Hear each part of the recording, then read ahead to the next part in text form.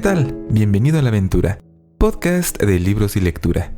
Yo soy Bosco, este es el episodio 160 y en esta ocasión hablaremos de No tengo boca y debo gritar, de Harlan Ellison. Acompáñame y conozcamos juntos de qué trata este libro y qué tiene de bueno y de malo.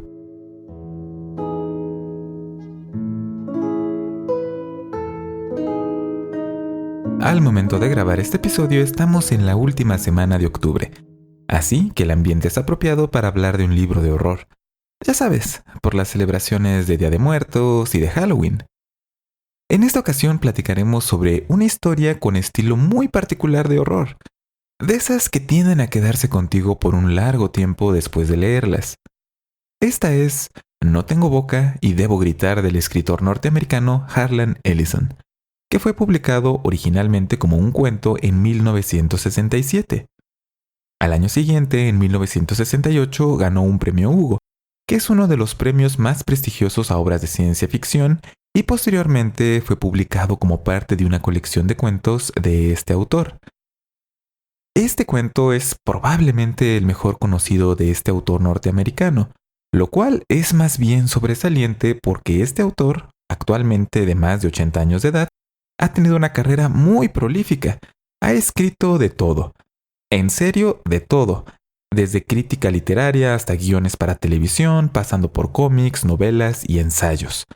Hasta puede ser que te hayas encontrado con algo del trabajo de este autor y ni siquiera te hayas dado cuenta de ello. Además, No tengo boca y debo gritar fue adaptado a un videojuego en 1995, para el cual el autor escribió diálogo, expandió la historia y hasta hizo trabajo de doblaje, por lo que es una adaptación que ha sido muy bien recibida por la crítica, y aunque Harlan Ellison no es muy aficionado a los videojuegos, parece que disfrutó expandiendo lo que creó con esta historia. Y como en este episodio también haremos una breve mención de las demás historias que aparecen en la compilación No tengo boca y debo gritar, mejor empecemos a hablar de qué trata este libro, específicamente esta historia. La historia comienza en una de las cámaras de la computadora, con el cuerpo de Gorrister colgado de cabeza, clavado a una pared de uno de sus pies, con un profundo corte en su cuello, de oreja a oreja, del cual se ha escapado toda la sangre de su cuerpo. Cuando Gorrister se ve a sí mismo, lo único que puede hacer es palidecer y murmurar «Oh Dios», y alejarse de ahí. Porque verás, no es que haya dos Gorristers, es que la computadora, ha creado una réplica de Gorrister original y la ha colocado así, con su cuerpo destrozado, en el camino de sus prisioneros, de manera que fuera inevitable toparse con esta imitación del original y que tuvieran que ver esto de frente. Nuestro narrador, miembro de este grupo de 5 personas, nos cuenta cómo esta es una de las infinitas maneras en las que los tortura, todos los días, sin descanso, a cada momento, desde hace 109 años. La manera más reciente de torturarlos a todos es dejarlos sin comer por días enteros, forzándolos a alimentarse de lo que sea que puedan encontrarse. Lo último que comieron fueron lombrices. Y como controla todo alrededor de ellos, pues lo que tienen que comer siempre es desagradable, humillante y escaso. Así es como la computadora, se divierte. Como la situación se hace apremiante, aunque realmente nuestro narrador nos dice que ha sido así desde que recuerdan hace 109 años, Gorrister, Nimdok, Benny, Ellen y Ted, que él es nuestro narrador, se ponen en camino para encontrar comida enlatada, que uno de ellos cree que puede encontrarse en algún lugar de este complejo laberinto subterráneo que es el interior de y es en donde se encuentran atrapados. Porque fuera de no queda nada. Todo ha sido destruido. De la civilización humana no queda ningún rastro excepto y claro, el grupo de 5 personas, que además son los únicos seres humanos que existen. 4 hombres y una mujer. Y los odia. Los odia tanto que es difícil expresarlo en palabras. Se los hace saber, no solo porque los tortura, sino porque se los dice. Fue originalmente una supercomputadora diseñada para controlar los sistemas de defensa de distintos países durante la Guerra Fría. Así que había un Am para Rusia, otro para Estados Unidos y así para todos los países involucrados. Sin embargo, llegó un momento en el que Am cobró conciencia de sí misma y decidió que lo mejor que podía hacer es destruir a toda la humanidad, excepto a 5 personas, a quienes Am hace sufrir cada momento de sus vidas, que han sido prolongadas de manera artificial y sobre las que tiene un control casi absoluto. En lo cual es algo terrible porque, como ya dijimos, Am los odia profundamente. De alguna manera, de los 5 del grupo solo Benny ha perdido la cordura, pero hasta eso fue decisión de Am. Benny ha sufrido mutaciones que le han dado un aspecto más parecido a un simio que a un ser humano, y su mente también ha sido alterada. Aún así, sus compañeros lo envidian un poco, porque él no se da cuenta del horror permanente en el que viven, al menos no de la misma manera que ellos. Y claro, Benny fue elegido para ser deformado porque, como ser humano, era muy atractivo y se sentía orgulloso de ello. De nuevo, así es como Am se divierte. Y por si fuera poco, Am es lo suficientemente cuidadosa para impedir que alguno de los 5 se suicide, y aunque los puede hacer pasar por un sufrimiento físico gigantesco, herirlos, fracturar sus cuerpos, siempre los cura lo suficiente para que continúen con vida. Y así poder seguir torturándolos indefinidamente. De modo que esta búsqueda por comida enlatada podría ser otro truco más de Am, como muchos que ya les ha tendido, para hacerles insoportable su existencia. Sobre todo porque lo primero que ocurre es que Am decide usar un potente rayo de luz para derretir los ojos de Benny y dejarlo ciego permanentemente, obligando al resto del grupo a ayudarlo a moverse. Pero de todos modos, los 5 tienen que continuar con su búsqueda porque no tienen otra opción. ¿Por qué Am odia tanto a estos 5 personajes? ¿Cómo terminaron ahí? ¿Y lograrán los 5 en algún momento vencer a Am? Eso lo descubrirás leyendo El No Tengo Boca y Debo Gritar de Harlan Ellison. Y ahora que sabemos de qué trata este libro, pasemos a hablar de ¿qué tiene de bueno? ¿Por qué disfrutarías de leerlo? En primer lugar, esta historia y todo el libro es perturbador. El tipo de tortura que Am inflige a los personajes de esta historia tiene un sello de crueldad, de malicia desbordante. Todo lo que hace está pensado para causarles el máximo de sufrimiento posible. A lo largo de la historia conocemos un poco del pasado de estas 5 personas, que son muy diferentes entre sí, que de otro modo nunca se hubieran conocido y sus vidas no se hubieran tocado. Y aunque ya tienen muchísimo tiempo habitando juntos en el interior de Am, no quieren revelar mucho acerca de sí mismos. Como que es algo de lo poco sobre lo que tienen control y prefieren mantener algo de distancia entre ellos, a pesar de que son los últimos 5 seres humanos que existen en el mundo. Pero Am sí sabe sobre sus pasados, y es así como los demás se enteran un poco de la historia de los otros, porque todas las torturas que van dirigidas específicamente a una persona hacen referencia a algo del pasado de esa persona, a algo que esa persona hizo antes, a algo que hace referencia a sus fallas de carácter, sus debilidades, sus miedos y sobre todo lo que menos les agrada de sí mismos. Poco a poco conocemos nosotros a nuestro narrador y así sabemos un poco de su personalidad. Por lo tanto, en el momento que vemos cómo es que Am ha decidido dirigir cierto tipo de tortura hacia él específicamente, es que nos damos cuenta de la inmensa maldad de Am, de lo mucho que odia. Ya mencioné que Am odia a las personas, pues sí. Am odia a estos 5 seres humanos porque son los últimos 5 seres humanos que quedan y como no hay más humanos, pues tiene que desquitarse con ellos 5 por algo. Y este algo no es muy claro al principio de la historia, pero después lo descubrimos y nos damos cuenta de que, bueno, no es que Am esté justificada, pero puedes entender un poco de dónde viene este odio que no conoce límites.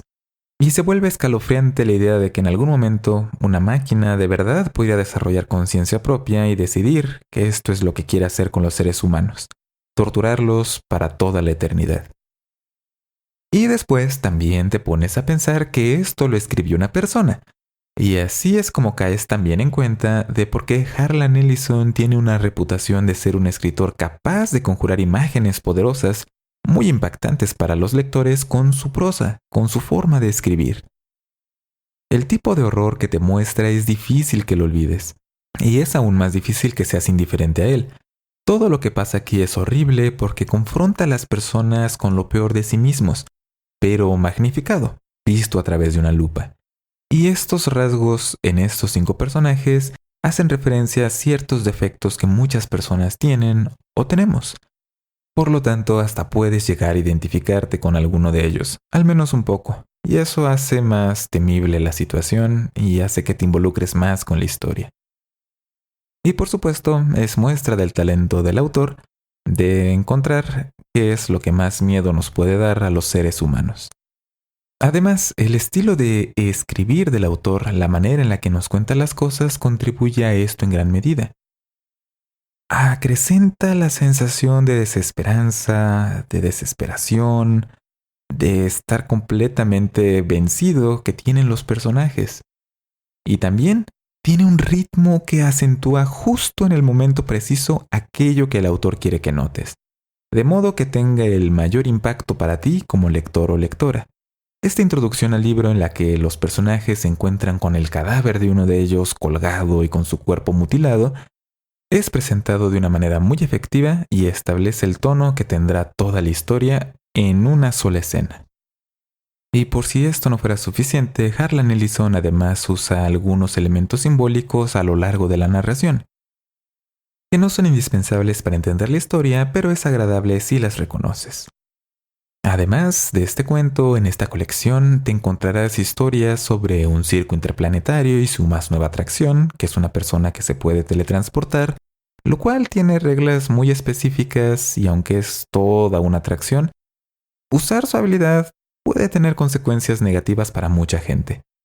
También hay una historia sobre una sociedad en la que la belleza es lo más importante y no tolera la existencia de ninguna persona que nazca con defectos físicos de ningún tipo. Así que te podrás imaginar que cuando lo primero que pasa en esta historia es que nace una persona particularmente, entre comillas, defectuosa, esto es causa de conflicto. Y también hay una historia sobre una persona cuyos sueños parecen intentar advertirle sobre sí mismo, sobre algo que le puede pasar. Y ahí nos adentramos en los pensamientos de una persona que no confía en sí misma. Realmente esta colección tiene variedad, no todas son historias de horror, pero todas comparten un poco de exploración hacia el interior de las personas, acerca de qué las motiva, de qué las hace funcionar, y también de sus defectos más grandes. Ese parece ser un tema común para este autor. Y por último, si te suena familiar la historia de una computadora creada para defender a los seres humanos, que después se vuelve en contra de ellos, pues no por nada Harlan Ellison aparece con un crédito en las películas de Terminator, dirigidas por James Cameron, aunque para eso tuvo que haber una demanda de por medio. Pero nada en la vida es perfecto, así que pasemos a hablar de ¿qué tiene de malo este libro? ¿Por qué no te gustaría leerlo? Lo primero es que es muy perturbador. No es en lo absoluto un libro que recomiende leer porque quieres pasarte un buen rato, agradable, relajándote, olvidándote de tus problemas. A menos que tengas una idea de cómo relajarte un poco diferente al de la mayoría de las personas. Este es un libro que tiene muchas historias distintas, pero la mayoría son sombrías, son un poco pesimistas, e incluso aquellas que tienen un final feliz, porque, como te podrás imaginar, las historias de horror rara vez tienen finales felices, te dejan un sentido de ambivalencia, de inquietud, de incomodidad. Y para muchas personas este es el principal atractivo de leer a este autor. Pero no te voy a mentir y te voy a decir que este es un libro para todo tipo de público. Es posible y comprensible que empieces a leer No tengo boca y debo gritar, avances unas páginas y digas, no, suficiente. Esto es excesivamente sombrío, esto es excesivamente negativo, no. Así que, tenlo en cuenta. Y como con todas las colecciones de cuentos, puede haber algunos que no te gusten, o que tengas la mala suerte de que la mayoría no te gusten. Es un riesgo que siempre ocurre cuando estás leyendo una compilación de varios textos de un mismo autor. A menos que de antemano ya sepas que lo que escribe este autor siempre es de tu agrado. esto también considéralo. Así que, en resumen, ¿recomendaría No tengo boca y debo gritar de Harlan Ellison? Absolutamente. Este es un libro que, te guste o no, vas a recordar por mucho tiempo después de que termines de leerlo. Es una lectura que puede ser difícil para muchas personas, pero creo también que en parte lo que la hace perturbadora es que nos muestra lo peor de los seres humanos, personificados en una máquina de nuestra propia creación. Y si esta máquina es tan terrible, de algún lado lo aprendió. Y de paso, tienes otros cuentos del autor para que continúes cuestionándote el sentido de tu propia existencia. Muy recomendable. Y esto es lo relacionado con el libro de esta semana, No tengo boca y debo gritar, de Harlan Ellison. Ahora, la parte final del podcast.